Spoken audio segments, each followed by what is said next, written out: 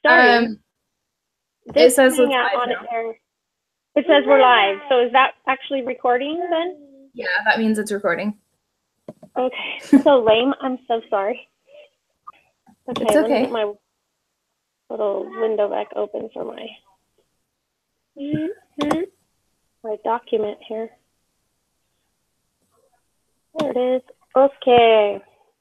Haha. Now we're playing with power. I think. Okay, so we need to start by introducing ourselves because we don't have the summary this time. That's right. So I'm Jenny Greer Whipple. I'm JC Lee. Okay. And we are finally having our discussion. Okay. The first question. In Wilbur's heart drove him to advocate the doctrine of the family. Why is the doctrine of the family so important to have in your heart, to be passionate and persistent? Do you want me to answer or do you want to go first? You can go first.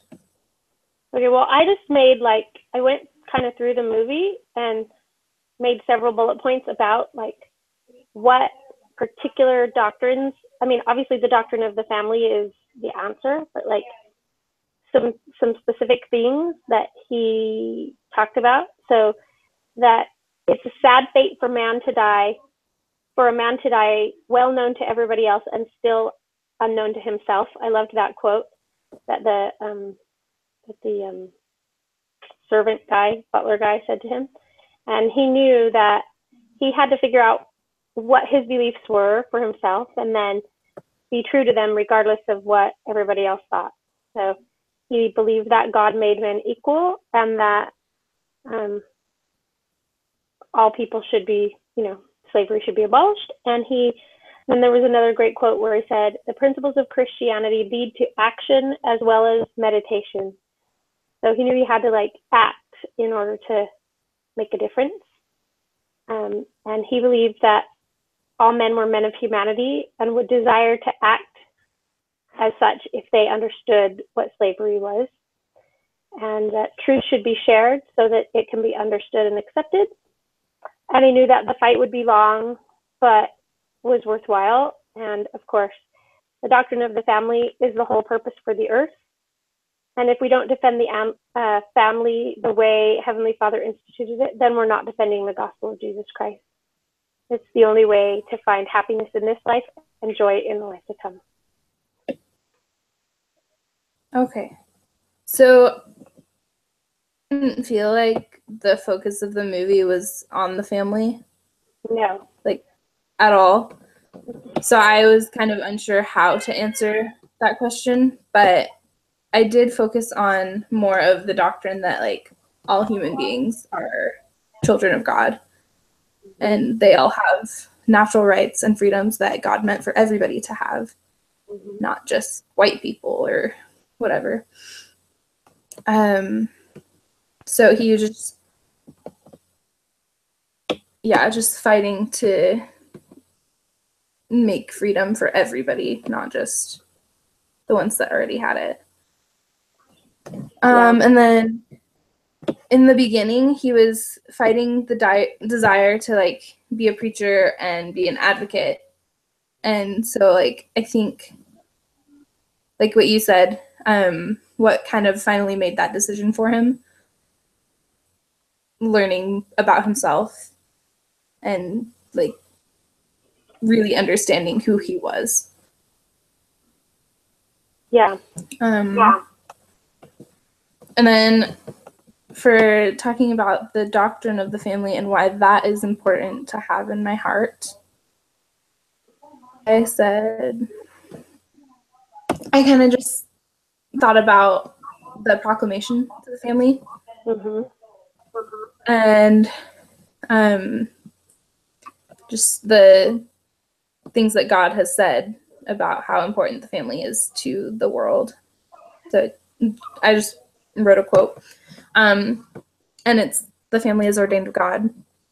Marriage between a man and a woman is essential to his plan. Children are entitled to birth within the bonds of matrimony and to be reared by a father and a mother. And then I also included like the last part of the family proclamation. Sorry, I just took a class on Doctrine and Covenants too. Hi. And so like the last little bit of that says, we call upon responsible citizens and officers of government everywhere to promote those measures designed to maintain and strengthen the family as the fundamental unit of society that God feels is important, and the apostles and for everybody that is capable. I like that.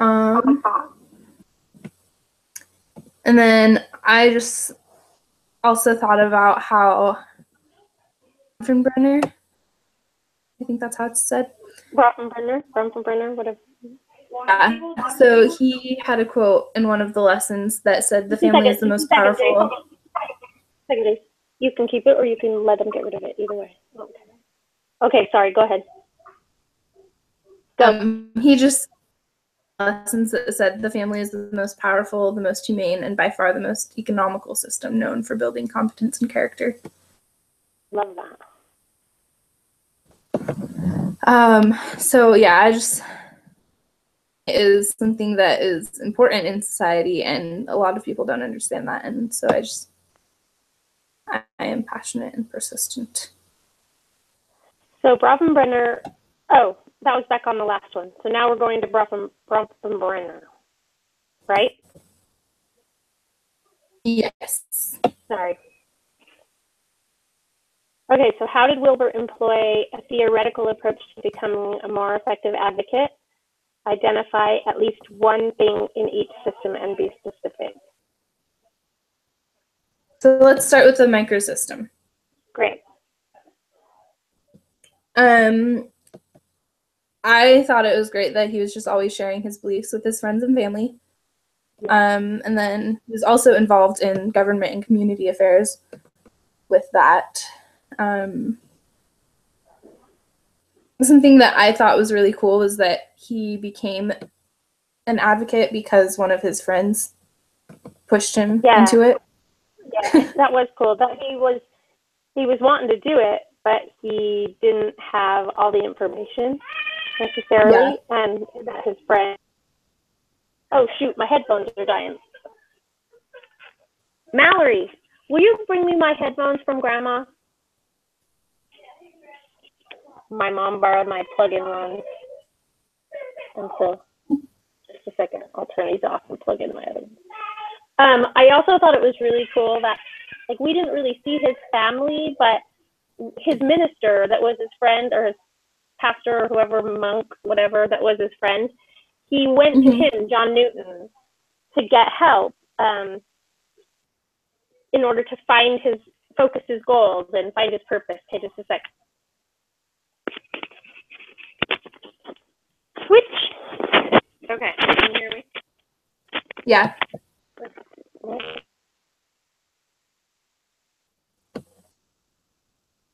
I can't hear you anymore.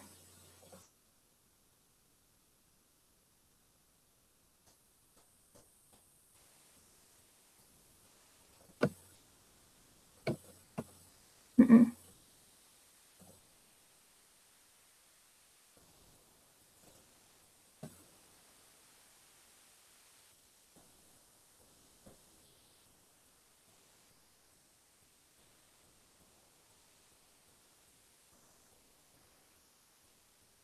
No.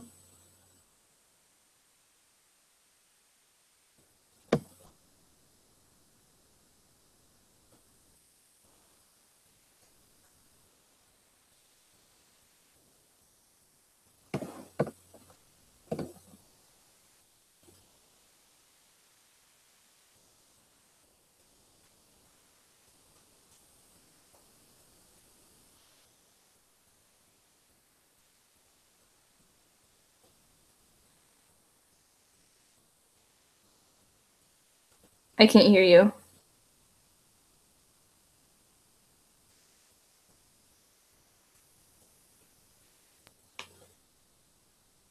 Now? Can you hear me now? Yes. You can hear me? Yes. No? Yeah, I can. I can't hear you. Oh, great. Wait, Um, say something. now can you hear me?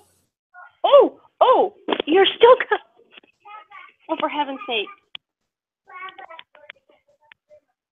Can you hear me?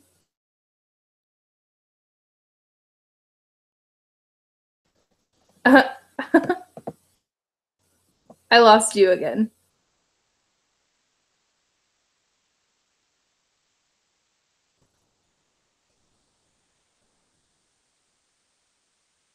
You anymore? What?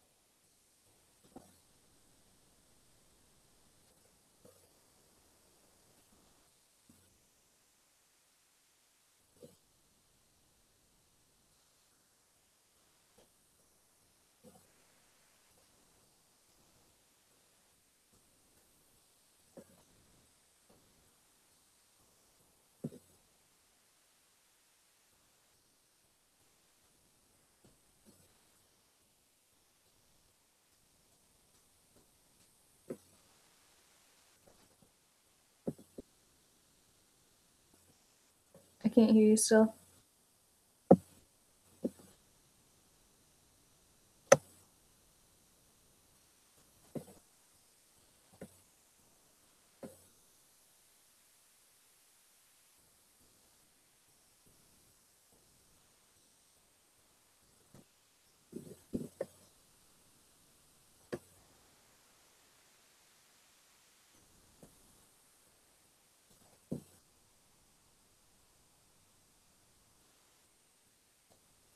I still can't hear you.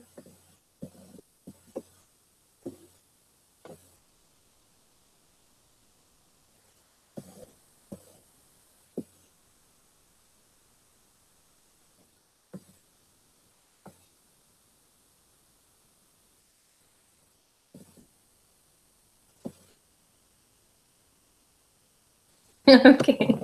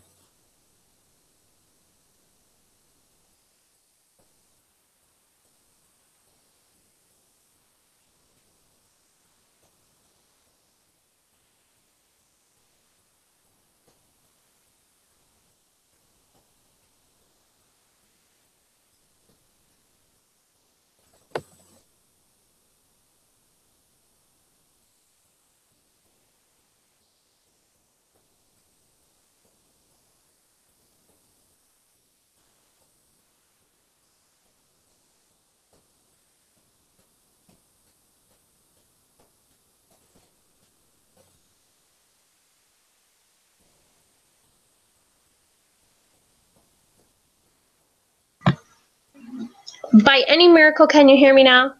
Yes. Oh, okay. Let's just keep It's a miracle. A miracle has occurred. I just like muted and unmuted my microphone again, just as a last ditch effort. Okay. Do that then first. I did it and it didn't work. And so I'm just gonna like leave my headphones off and go in my bedroom and hope that we don't have too much interference. It's a miracle. All right. We can finish this dang discussion. All right, so we did the microsystem. Let's move on to the mesosystem or mesosystems. Okay, so that one is just like where they interlock, right? Right. How they interact. And it was kind of a little bit funny because the way the speaker, I can't remember her name, described it was like the next level out. But really, the mesosystems, however you say that, is how they interact. So yeah, it's all of them together. Yeah. Okay, so I just kind of felt like all of the friends and community were interconnected. He had a lot of friends in government and a lot of friends who were advocates in his cause with him. And then his wife, he ended up choosing because of the beliefs that they shared and all of the like advocating that they were both a part of. So, yeah. So I agree. And the fact that they like their small group, like that first little group of friends, traveled from community to community and to connect the people, and that they were able to like use the churches and the community groups and whatever to like connect their messages. To me, that was an example of the interconnectivity. Yeah. Okay, the exosystem.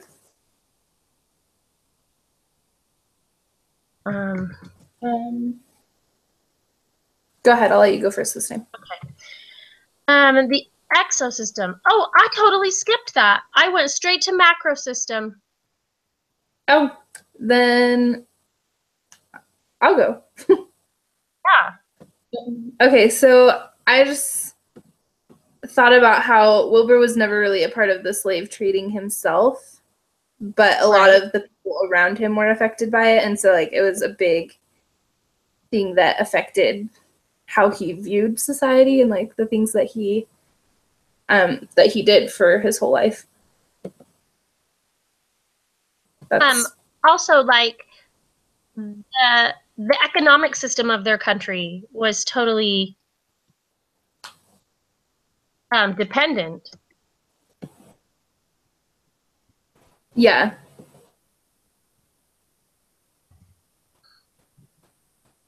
Well, wow. I'm glad we went through this because I totally skipped that one.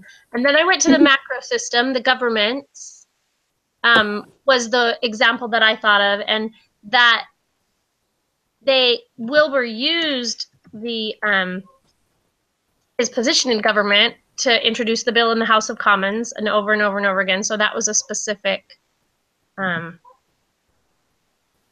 example of how they actively campaigned the government to change to change the policy.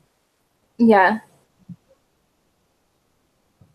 So I just talked about how he was a wealthy man that like did a lot for other people. He wasn't super concerned with himself. He was always feeding the poor and giving money to beggars and stuff. And then like obviously his taking what he could into the government that he was a part of too. And then I also talked a little bit about how he was also somebody who believed in God and believed to work for God. So that's what he gave his life to. That's a good one. And then how about the Kronos system? For that one, I just kind of thought about how he developed an illness. I never really like understood what his illness was, but he got sick. Yeah. And, Sounds like it was like digestive stuff, which is pretty common when someone has that much stress. And yeah, so like just the development of that throughout his adult life, and him getting married. I also mentioned that. And what I talked about was that they reintroduced the bill over and over and over and over again for years and years and years, and they like waited until the political climate, like they didn't wait until it got better, but they continued to fight, and it wasn't successful until the political climate was better for the Yeah. change. So that's how I saw the chrono system having an effect. Yeah, no, that's good. Okay, so go ahead. I was just going to ask the next question. Oh, go. How did Wilbur and his fellow advocates do and share the research? What evidence did they provide to persuade those opposing or on the fence? So Equiano provided firsthand testimony of his experience, which I think was super powerful. So, I mean, that's how they got that research, was that the person had been there. Wilbur visited the slave ships and arranged, I love that they like arranged those people to do that like sightseeing trip, and ended up, next to the slave ships themselves, so that they had to like smell and see and whatever. Experience it themselves. Yeah. Thomas Clarkson had the chains that were there and that the slaves had to wear, and explain them, and like, having that visual I think was really good. Mm-hmm. And then the example of when Wilbur built the box that was the dimensions of the slave berths, so that people could see firsthand when they went around talking, like they could see this is how much room they had for 3 weeks. They were stuck in this little spot.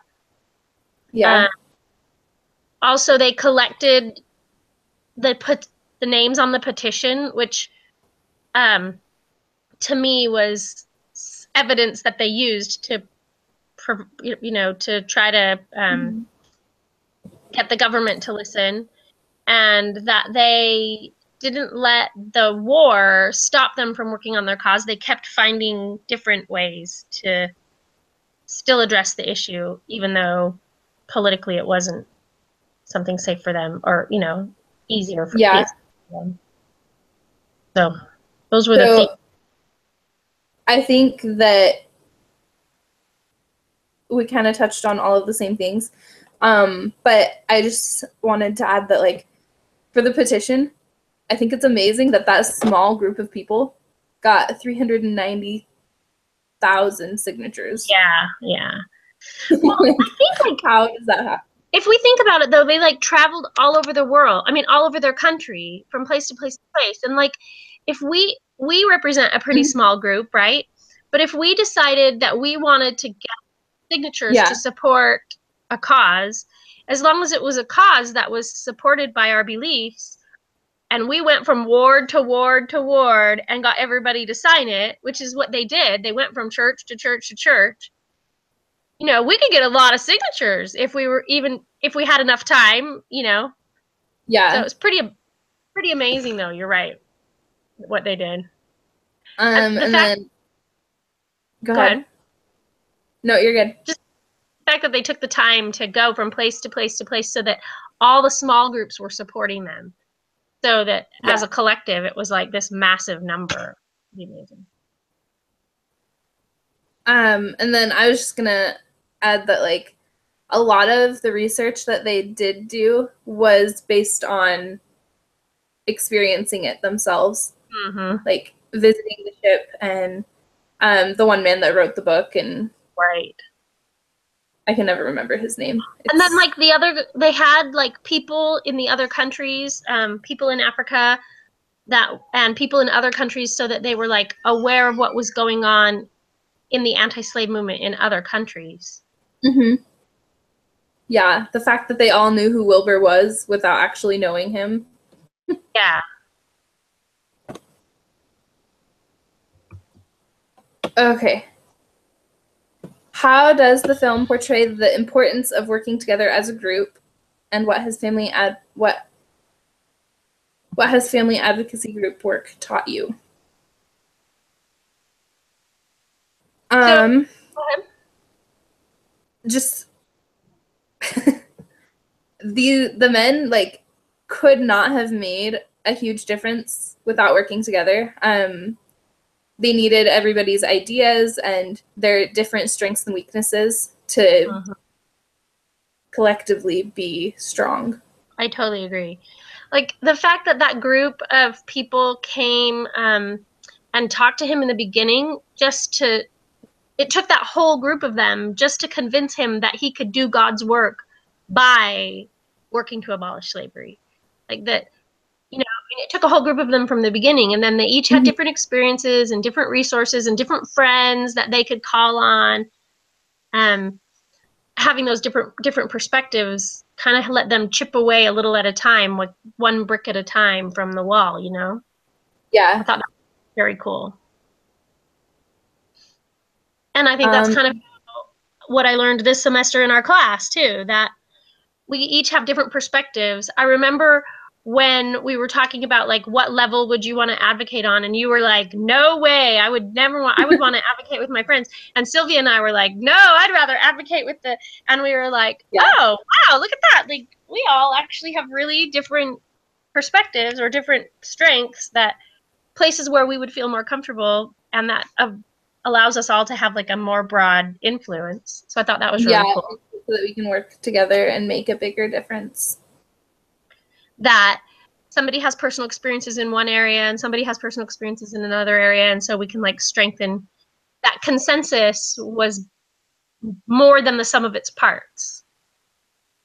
Yeah. Something else is that I thought we were able most of the time to accomplish more in a smaller amount of time when we were working together. I totally agree. Yeah. We definitely were able to, like, I mean, just like JC does this little part, Sylvia does this little part, Jenny does this little part, and then boom, we have this awesome thing. And it was like each of us just spent a little bit of time, but we were able to really come together strongly. It was nice. I liked it. This is the first class that I've ever had a group that was like enjoyable for the whole semester to work with. Same. So nice. I really appreciate it. Yeah, it was nice. And the fact that we could all be flexible and help each other, because like we're all living real life too, but we all could make it happen. It was really good. Yeah. I know, I'm really sad what terrible groups I'm going to get next semester. What parallel do you see between Wilbur and Captain Moroni in Alma 46? Well, I guess we could just do that part first. Okay. So I think that both of them were trying to share God's will. Mm-hmm. They're both trying to protect the freedoms of their people, or people in general. And then they both were advocating for truth and righteousness. Absolutely. I think they both were really good at appealing to the best nature of people, so that they would want to join in the fight. Like they both appealed to the higher nature, and they both were very passionate, like, ripping off your coat and making a flag, or like getting sick and giving your life and coming back over and over and over again, and not getting married and not having family, not doing anything because you're just gonna fight this good fight. They both just really consecrated themselves and had a lot of passion. So I thought those were both really cool. Mm-hmm. One other thing that I thought about was like they both understood the laws and principles that God set for them. So true. And they didn't abuse the power. Like they both were men of pretty great power, but they didn't abuse the power. They used it. Yeah. Yeah, righteously. Okay, and then professional family advocate, and how did Wilbur exemplify that? I said a professional Christian family advocate will have the doctrine in their heart and the science in their mind, which, not just rely on the doctrine, but have that passion, but also have the truth and the science. will rely on the truth and the facts to share the message of the doctrine regardless of the opposition. So won't quit when it's hard. And that what we can do to be effective. I guess I didn't specifically say how Wilbur exemplified it because I just said that he did all those things. So I should probably rephrase those sentences a little bit, but that we can be patient and persistent and stand on the facts firmly without being belligerent or engaging in arguments, but just stand to the truth and, stick to the truth and stand to the facts. And we can support freedom for others so that we can help ensure our own freedoms. Those are some of the things I thought of. Okay. I just said that a Christian and professional advocate is somebody who uses their Christian beliefs to inspire them to make a change in the world, but they do it in a professional way. So, like, Good. they use research and stuff. Yeah. And then talking about how Wilbur exemplified this, he used the beliefs that he had to propel his work. He did not just try to use his Christianity to convince the people. He did a lot of research and shared the effects of the slave trade. He also used petitions and other evidence that he found, or that his group found. And then the way that we can be effective and Christ-like is sharing why we care about the cause that we fight for. And then by planning and having research and evidence that support the cause without being mean, I guess. I don't know what the right word is. Yeah, I was trying to, I said belligerent, but it's the same thing. Like, without being a jerk, we can just be firm, clear, truthful, right? Yeah. Okay, Marcia Barlow spoke on persuasive speaking and writing. Did Wilbur and others exemplify any of Marcia's ideas, and how?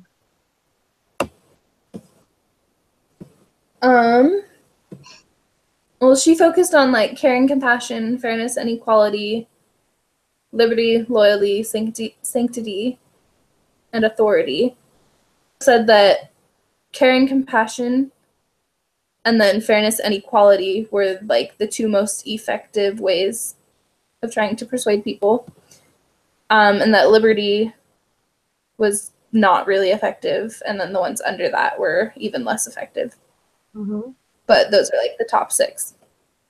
So I think Wilbur and that he was working with showed care and compassion by caring what was happening to the slaves that were imprisoned. And Wilbur was also really compassionate to all of the poor people around him and like sharing all of his things that he had with others. And then they exemplified the fairness and equality by fighting for the equality of everyone. They wanted to get the Black people out of slavery so that they could have their own lives.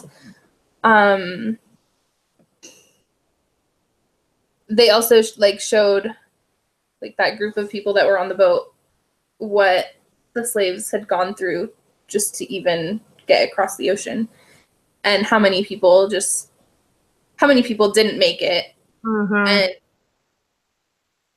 all of that, and then also what was going on in the plantains, all of the hardships that the slaves were having. Mm-hmm. And then go ahead.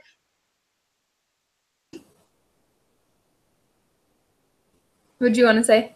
Well, I totally took the question a little bit differently. So finish your answer, and then I'll tell you what I thought and what I said. Okay. And then so after that, I just kind of talked about how they wanted to, I didn't really fight in like the liberty side of things, because they a lot of the men that they were talking to didn't see slaves as men. They saw them as slaves. So they didn't really go through any of that. And then one thing that they did try to use to their advantage was loyalty. I don't remember his name, the prime minister guy. Yeah. One of Wilbur's friends. Yeah. He, at the end of, towards the end of the movie, he like tried to get the other guy to join his side because for so long. But yeah, so they tried to use that. It didn't really work that well. Yeah. But yeah, that's what I got. Okay, so I totally took the question as like I went through Marsha Barlow's like the things I took out of her speech in the first place, like anyway. And so like she talked about identifying the highest core values of your opposition and recognizing or helping them see where those core values are going to lead. And so I talked about how Wilbur identified the highest core values of his opposition by recognizing that the financial investments of the citizens that are involved in the slave trade, which was most of the people in the House of Commons, had financial incentives to keep in the slave trade. And then I like put in a quote about how he talked about that, like, you know, I know you have investments in plantations and ship owners and interest in the Indies, and I believe, but then he said, I believe them to be men of humanity. I believe that all men of humanity, I believe you all to be men of humanity. If the wretchedness of any one of the many hundreds of slaves stowed in their ships could be brought to view. So he goes on to say, like, I recognize that what I'm asking you is going to cause you financial hardship, but I also want you to recognize that you need to like put the higher moral value of your Christianity above your finances. So I liked how he did that. Like he identified their values and he addressed it. And then he used engaging in illustrated stories, like when he brought them to see the slave ship and smell the slave ship and whatever. So that was awesome. And when he talked about like there were 600 people that got on this boat and only 200 of them survived and whatever, he did engaging in illustrative stories, and he had the facts on his side. Like he did his research, so he had Equiano's story, and he knew like from the number of slaves and like the facts about what happened. And then he used bold statements and he used word judo to rebut the defense's arguments. And one of the examples is when they're like talking about the slaves eat the food off the bottom of the barrel that no one else will eat, like they eat the heads and stuff of the fish. And he's like, I do feel that if my honorable friend continues to scrape the bottom of the barrel for objections, he's in danger of getting splinters under his fingernails. So he just like totally took the other guy's phrase and used it to turn it back on him. So those were the things that I had taken from Marsha Barlow's speech. So those were like the tools that I saw him using. So that's how I did that one. That's great. I'm glad that we both did it differently. I know. Isn't it interesting how everybody takes something different? Yeah. So, what role did the government policy and religious freedom play in the fight of the slave trade? Did you see their political system being pro-family? Why or why not? I didn't really see anything as pro-family or not family. Like, yeah, what I kind of decided was that the political system in England wasn't really, from what we saw, they didn't really take family concerns into consideration in regard to this issue. And certainly the African families were being destroyed and the government didn't do anything about that. So in that regard, it was kind of anti-family. And then only men were allowed to participate in the government, and only the men, it looked like from what we saw again that their most important considerations were industry and commerce, not families. But we didn't really see direct evidence of them being anti-family. We just didn't really see any evidence of anything pro-family either. Yeah, no, that's kind of what I said too. I talked about the men being the only people in government. Mm-hmm. I did say that religious freedom allowed Wilbur and his friends to spread their message because the churches were the platforms that they used to do all their speaking.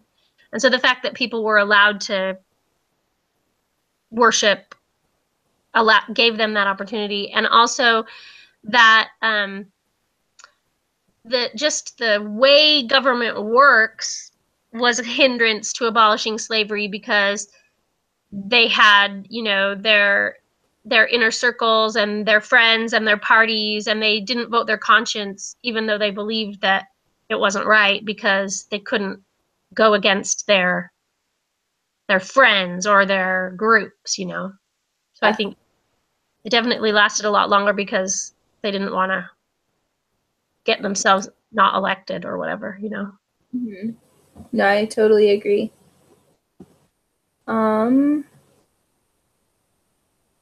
They also didn't want the trade of slavery to go to the French. Yeah. I thought that was kind of a big thing. Just because if somebody was going to be using it to support their economy, they wanted it to be themselves. Right. They definitely didn't want other countries to benefit. Do you feel that Wilbur used his time on Earth well? How do you see him showing the elements of consecration that Elder Christofferson spoke of?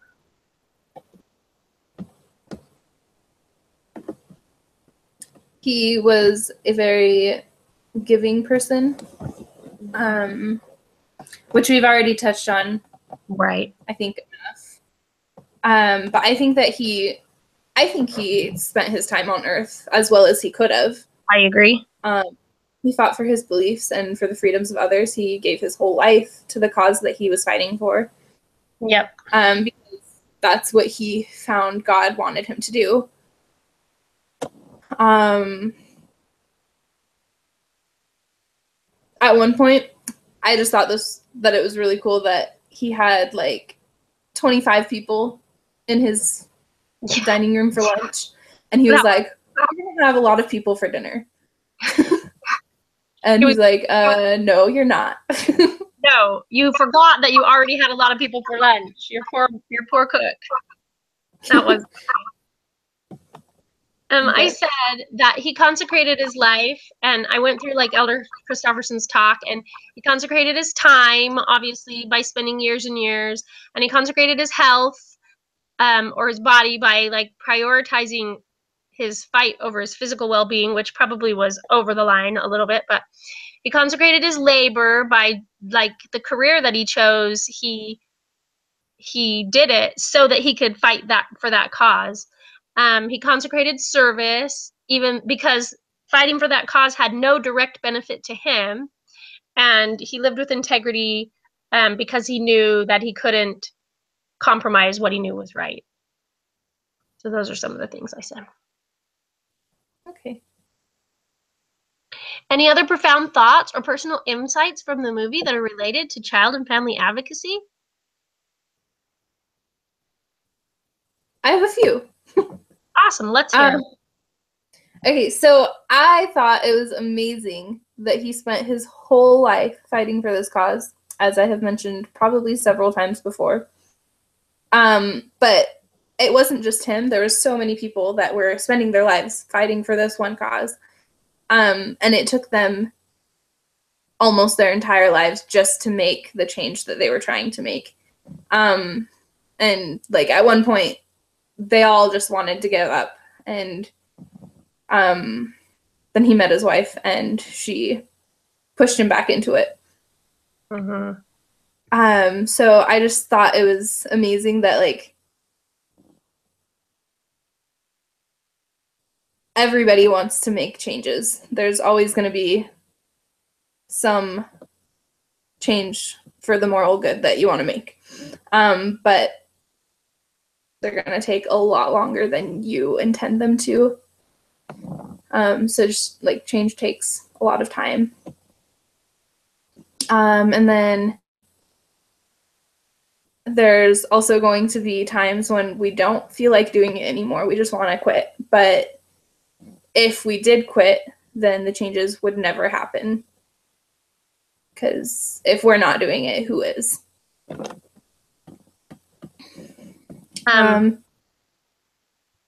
Go ahead. That he fought and fought and fought and fought and fought for all those years, and then there was just this giant war, and they kind of had to take a back seat a little bit, and then things changed so much that they finally listened to him. You know, they finally were able to accomplish the task that they were pushing for all those years. And I think sometimes it takes an act of God. Usually it takes an act of God, but God knows what's coming. You know, God knew what was coming, so that all of those people's work and the dedication of all of their lives was successful because God knew and was preparing, you know? Yeah. With that thought, I was just gonna say that in like the end, they were able to make that big change, but it wasn't necessarily in the way that they want, like that they had been trying to. Yes. For so long. Yes. They just, one guy in their group of people that were working had a little strike of inspiration, and they changed their direction completely. Yeah. And the fact that they were able to do that political maneuvering to take away the financial incentive for people, then allowed the people to vote their conscience, because it wasn't, there was no financial incentive anymore. So now they're like, oh, well, now we can do what's right because we're not betraying our friends' finances, you know, whatever. Mm-hmm. I thought that was, the steps, they like came in through the back door instead of, but they could only do that because they had prepared and tried all the other doors first. Yeah. Yeah. Did you have any others to add? Pretty much that the things you talked about, and then mainly that advocating to abolish slavery just seemed like an impossible cause. Like, it was so ingrained in every part of their society. And to me, I feel like family advocacy feels that way now. It's like society has just embraced all the things that are not true about the family, and, you know, that people can do whatever they want, and this whole diversity thing and whatever. And seeing how he gave his life and so many others gave their lives to accomplish the purpose that they knew God was asking them to do just reminded me about my temple covenants and about my my covenant to build up the kingdom of God on the earth and to consecrate my life to do that, and that I know that God will make a way for his purposes to be accomplished. And I may live my whole life advocating for families, and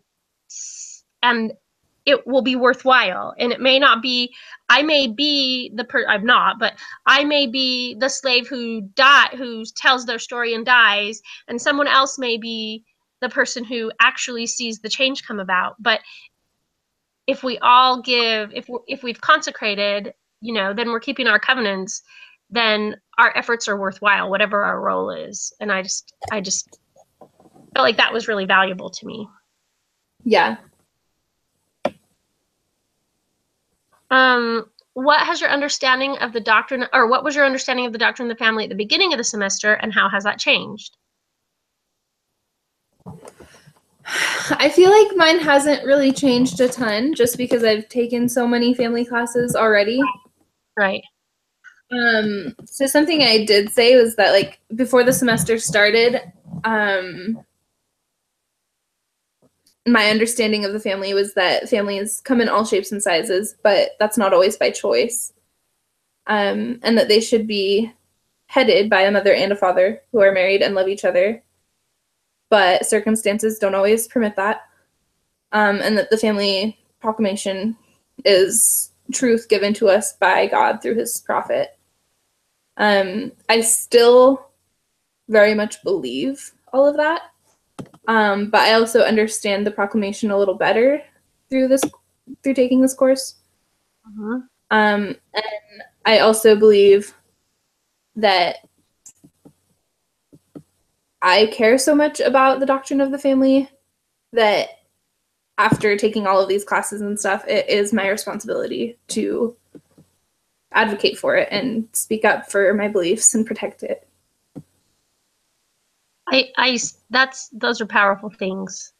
Because I think, like you said, we've taken so many family classes, we pretty much understand the doctrine of the family. I put a couple of bullet points that the doctrine of the family is the most important work that we'll do on this earth, or supporting it, and that families are eternal in nature and purpose, and that anti-family is anti-Christ. That was one of the like catchphrases that I picked up. I think I picked it up this semester. I may have picked it up in a previous semester, but just anti-family is anti-Christ. That was like powerful to me. And so the biggest change for me is that I feel empowered to be able to advocate for families, because I understand how to use research to back up the doctrine a lot better from taking this class. And that I also have realized that I'm not alone in my advocacy, and that I found lots of resources and groups to work with that will help support the work we're trying to do. So I think those were things that helped me, or that changed this semester for me. So. Picture your spouse and your children, current or future, and write down some thoughts about how they will benefit from you taking this class. Okay, so for a lot of this, my bullet points are all very similar, not exactly the same, but they are all related. So my husband will benefit because it increases my desire for having a family and to raise my family in the gospel. Good. And then my whole family will benefit because I will be better able to teach them and like teach them the gospel doctrines.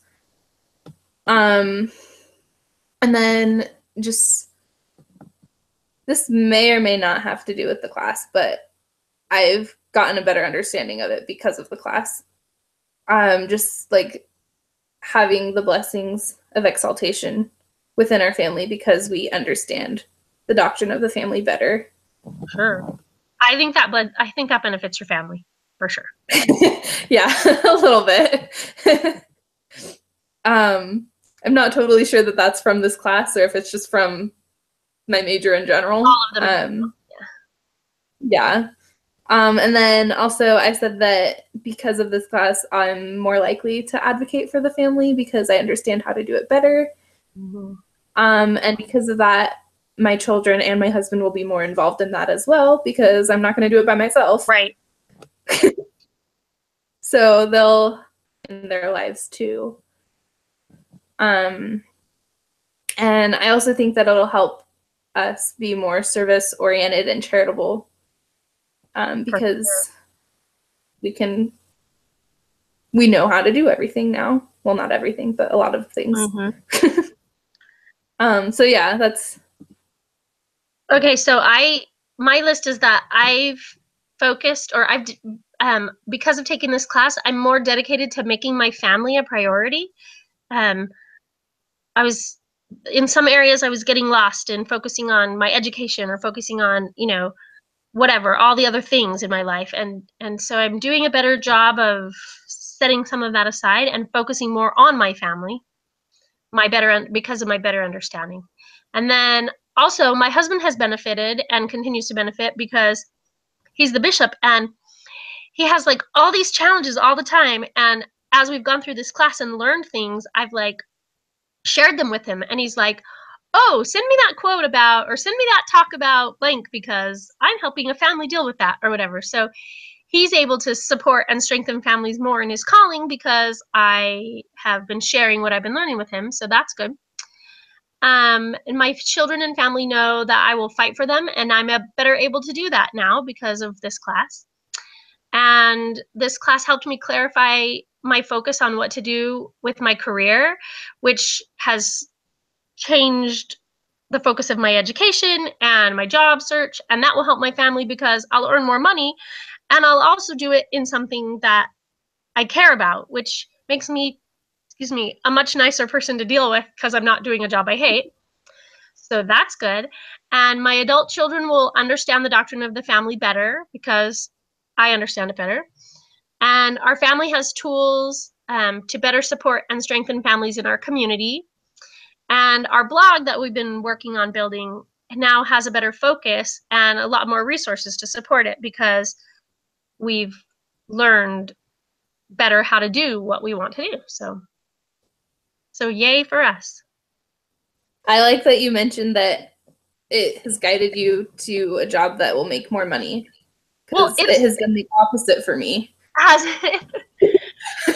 Well, I don't know that I'll necessarily make more money, but I'll make more than I'm making now. So that's... Yeah, I guess I don't make anything now, so I guess there's that. I make very little. So it's not like I'm going to earn a ton of money because I'm going to be this great big, social activist. Yeah. But the fact that I'll finish school and have a job that I enjoy and will earn more money will be good for my family. Yeah, I just liked that you said it like that because I was like, I hadn't thought about it like that because I feel like it's getting me to jobs that I'm not going to make less money than what it's more money than I'm earning now, so. Yeah, that's very true. So I guess I said, this will help my family because I will be earning money in a job that has meaning. So yeah, at least it doesn't directly, I won't just have to sell my soul to earn money. I'll be able to do something to earn money. Do something of value that earns money. I wish I didn't have to earn money, but I do, so we'll get my husband's student loans paid off, and then I could do it for free. But until then, I gotta earn something. All right, we did it! Woohoo! Yay! Now, I have to get this link, right? And send it to the teacher. Wait. So I go to links, your YouTube page. Let's go up there. Copy. No, how about we click on that? Yeah. How about, okay, there we go. And copy. Okay, hopefully, I'm afraid once I stop it, I guess I can stop the broadcast.